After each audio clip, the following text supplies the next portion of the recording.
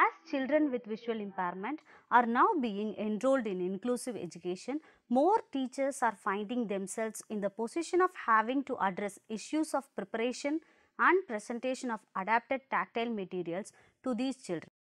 This unit aims to help these teachers by providing a basic introduction to tactile graphics, that is diagrams, charts, maps, graphs and globes, which can be felt as well as seen. Diagrams, illustrations, models and maps can, despite being abstractions of reality, materialize space and organize information received by touch. Maps can be used to locate and orient oneself and to move around.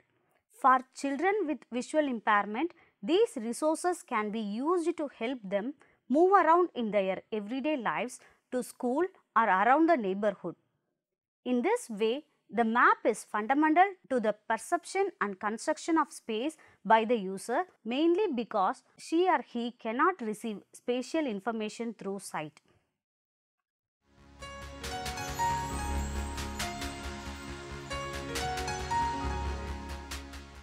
Tactile graphics are a means of conveying non-textual information to children with visual impairment and may include tactile representations of pictures, maps, graphs, diagrams and other images. A person with visual impairment can feel these raised lines and surface in order to obtain the same information that people who are sighted get through looking at pictures or other visual images.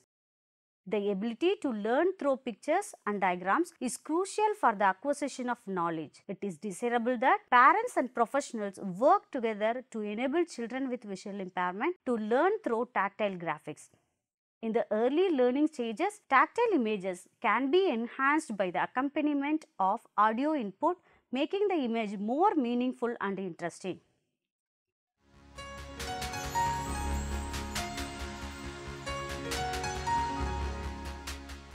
Today, more so than in the past, children with visual impairment need to have well-developed tactile graphic reading skills. They can use graphics as the medium for acquiring concepts, spatial skills and accessing the academic curriculum.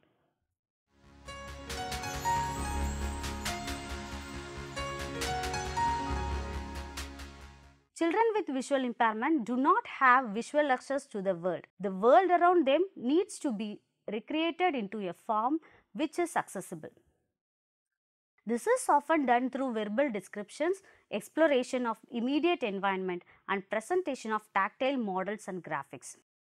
It is through tactile models and graphics that a child begins to be able to relate one object or concept with another. A relationship can be observed with images that appear on a page. The concepts that are represented using comparative language can be easily demonstrated with a number of tactile drawings.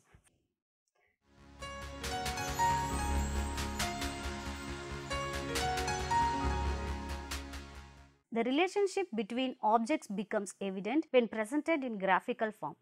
Take for example, a scene of a suburban home. The positioning and sizing of the entities can be easily compared. The house is bigger than the dog. The windows may not touch the ground. The roof is on the top of the house. The top of the tree is wider than the trunk. A great deal of information can be absorbed incidentally through exploration of a diagram. After being exposed to a variety of tactile images, children may not need to ask such questions as, why don't aeroplanes crash into power lines? Through exploration of maps, both local area maps and larger scale atlases, an understanding of the spatial relationship between places should develop.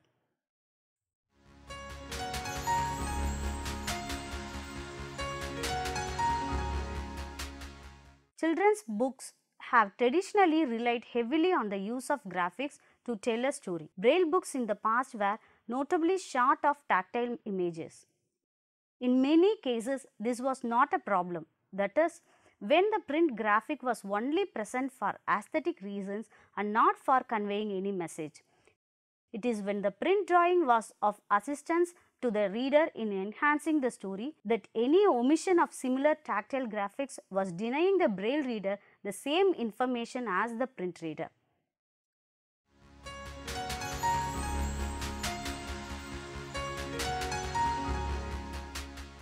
Humanities and science subjects relied heavily on diagrams that were very straightforward and fairly easily transcribed into a tactile image. These days, with an improvement in graphical displays and a heavily reliance on photographs, more creative effort has to be put into portraying this vital information. Education is changing, the emphasis not as heavily on the reproduction of rote facts. Children more and more these days are expected to be able to interpret and extract information from graphical stimulus in various formats, either as tables, graphs, maps, charts, diagrams and pictures. With this change in focus, it is now more than ever essential that the tactile readers are proficient in reading tactile images.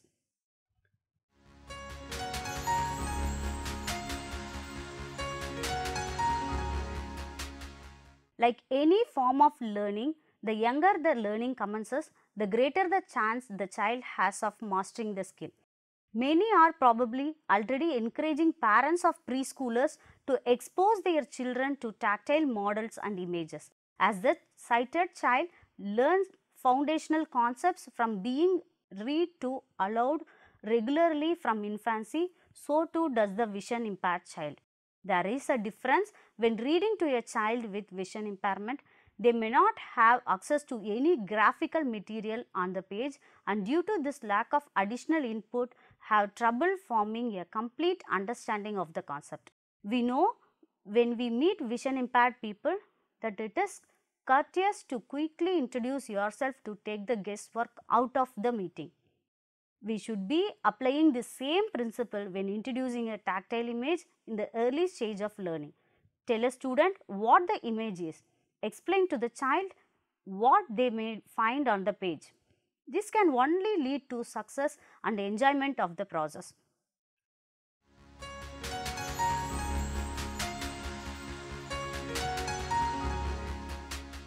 Make the tactile graphic as clear as possible. Always keep in mind the point of view of the braille reader. It is up to the producer to present the information in a clear, concise manner for the student. Know the important facts to be kept in mind when creating the graphic. Determine if the original shapes and textures are necessary to convey the concept, or can simple geometric shapes or braille signs be used to illustrate the concept.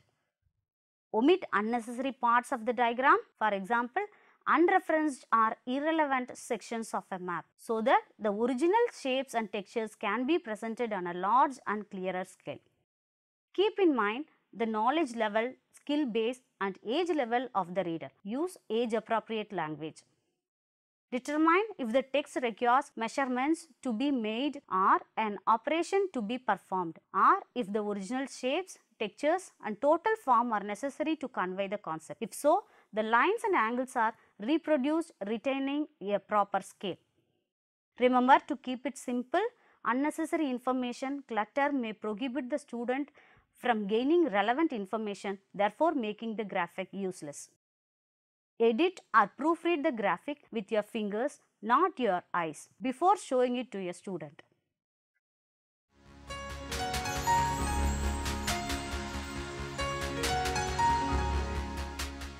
There are three main production methods: swell paper, thermoform and German film.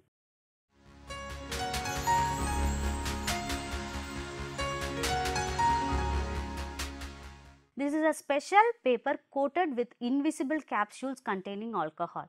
A black image is drawn or photocopied onto the paper, which is then heated in a special developer machine. The black areas absorb heat faster than the surroundings white areas, boiling the alcohol and bursting the capsules. The black areas swell permanently and can be felt in relief against the flat white background. The principal advantage of the method is its speed, although one must guard against the temptations to photocopy and raise diagrams which are not really suited to the tactile medium. The other advantage is the high contrast between the black and white. Color can be added with felt pens or crayons. The principal disadvantage of the method is the lack of variation in height.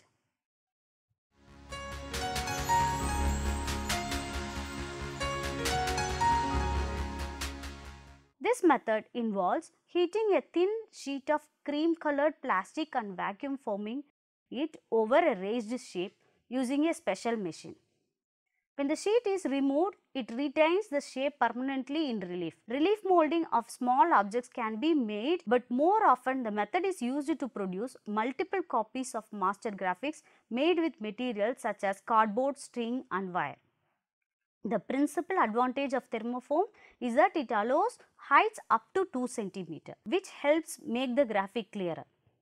The principal disadvantages are that producing the masters is time consuming. The plastic is a uniform color and does not take felt pens effectively.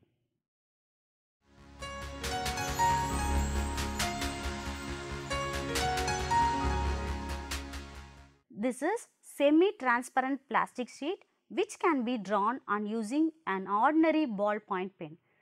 The pen leaves not just an ink trace but also a raised line. The main advantage of this method is that it can be used interactively to create a graphic which children can feel at different stages of production.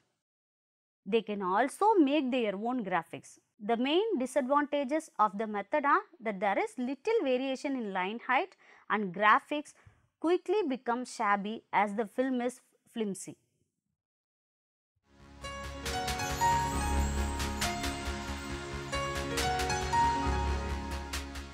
It is advisable to adopt a very selective approach in choosing which graphics to translate into tactile form, as the production and the use of tactile graphics takes effort on the part of the teacher and the child.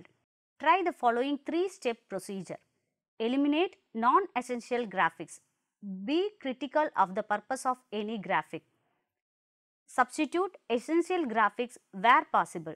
Keep a scrap box of empty containers, bits of wire, plastic lids, so you can produce visually impaired children with a hands-on explanation of concepts conveyed graphically to sighted children. A child with visual impairment confused by a raised line diagram of a coiled spring understood straightway when handed a coiled piece of wire. Redesign the remaining graphics if necessary. Do not get too disheartened at this prospect. The simpler the better is a good rule of thumb.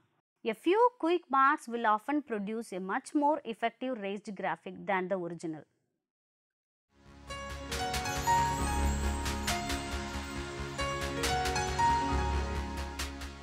When considering the design of tactile graphics, it is important to remember that touch does not allow such fine discrimination of detail as vision. Tactile information is also often harder to make sense of. Example, it can be difficult to distinguish between a foreground object and its background.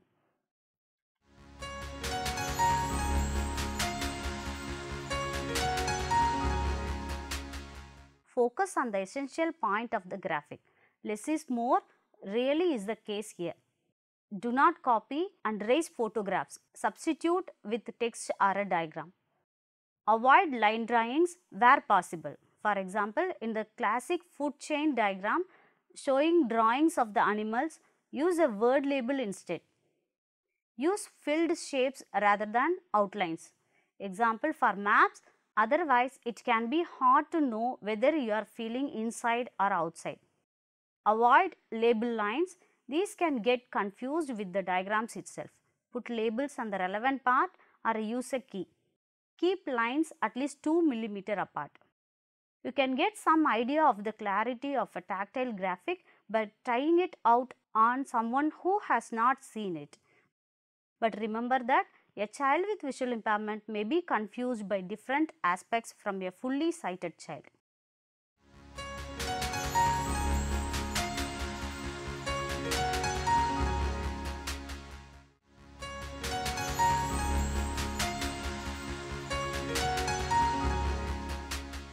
Decide if a tactile graphic needs to be made at all. Omit the graphics if it does not convey essential content.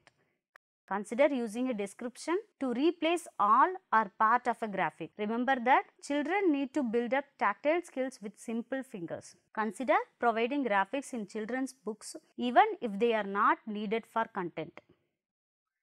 Graphics should be tactually clear and contain only relevant information based on an understanding of what is being taught and what the student's task is.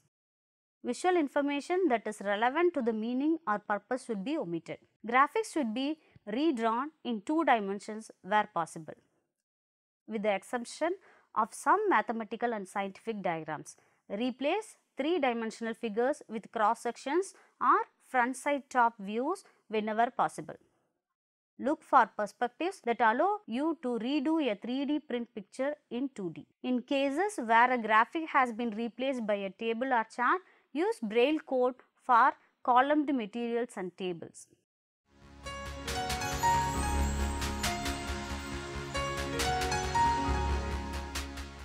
Avoid clutter and simplify. Clutter occurs when different symbols and lines are so close or so similar that they become hard to distinguish. Spacing is the key to avoiding clutter.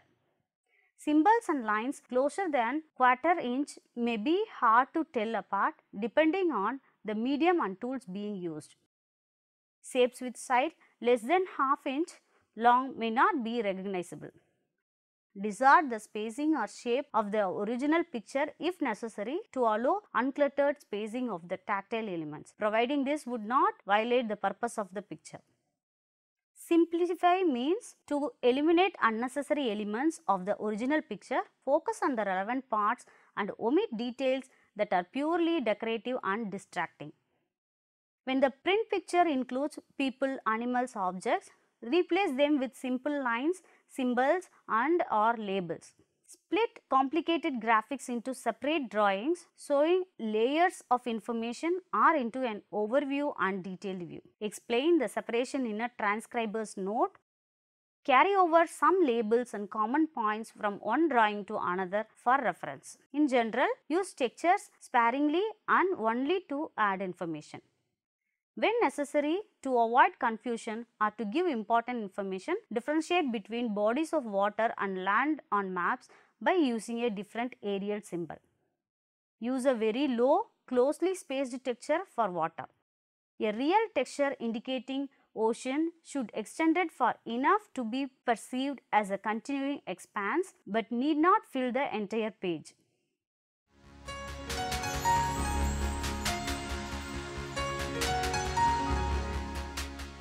Limit the lines, points and symbols on a drawing to ones that can be easily identified one from another by touch. Use the most prominent symbols for the most important features in the graphic. Don't allow high or noisy textures to draw attention away from the key features.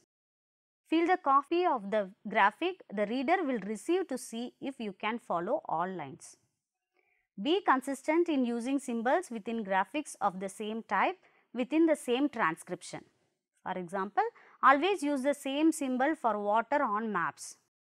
Use different tactile symbols for different types of information. For example, in a map of India, the tactile line used to indicate state borders should be different from the tactile line used to indicate international borders. Lines, points and braille must be physically separated.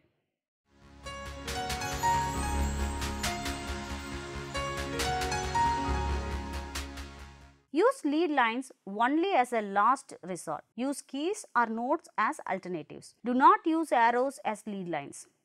The linear symbol used for lead lines should be different from any other lines used in the graphic and should be tactually distinctive but less prominent. A lead line should begin as close as possible without causing interference to either the first or the last letter in the label and should end as close as possible to the feature being labeled. Break the lines of the graphic to allow lead lines through.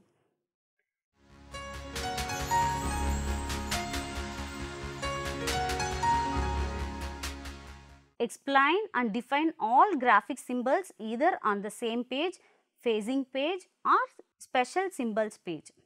Identify all important features of the graphic, even things not labeled in the print version. Place titles at the top of the page. Do not make unlabeled graphics. Place labels in a manner that leaves the reader no doubts as to what is being identified. Single letters on the graphic should be preceded by either the letter sign or the capital sign. Words in labels need not be capitalized if their meaning will not be confused. Use grade 2 braille contractions in labels. A 2-cell braille symbol is preferable to a 1-cell symbol for labels. Try not to break the integrity of a shape with a braille label.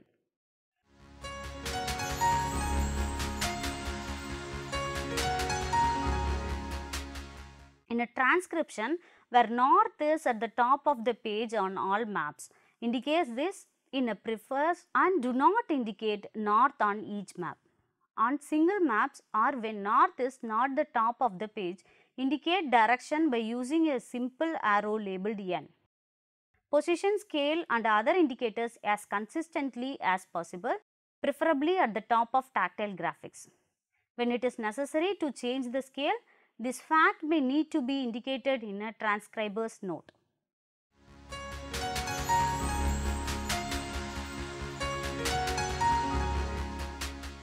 Place all titles, keys and legends before the graphic.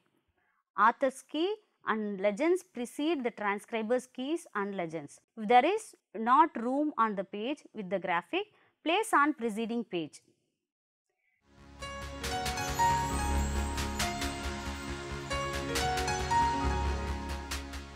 A good tactile graphic is an excellent start, but a child will still need to be supported in its use. The following 7-step procedure should help. Check that the child is scattered square to the table to ensure consistent spatial orientation. Anchor the graphic to the table to prevent misunderstanding due to orientation changes. Ask the child to sweep the graphic with both hands to get an overall idea of the graphic size and complexity. Briefly explain the purpose of the graphic. Draw attention to any overall organization. Direct attention to specific parts, explaining each in turn and how it relates to other parts.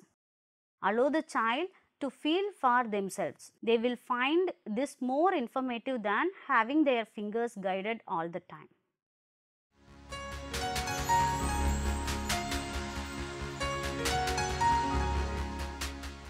Tactile graphics are not automatically meaningful to children with visual impairment. Students must first have an understanding of that which is being represented. For example, a raised map of Africa will have little meaning for a child who has never heard of Africa and who does not grasp the fact that the child is made up of different continents. In order for a tactile graphics to have meaning, a student must have a good understanding of symbolic representation, spatial orientation and basic tactual perceptual skills. Tactile maps, diagrams and globe are important for mapping and the teaching of social sciences, not just for the visually disabled but also for normal students. Tactile illustrations can be used in classrooms that have students with and without visual disabilities. This is a work of real inclusion for people in our society with special necessities.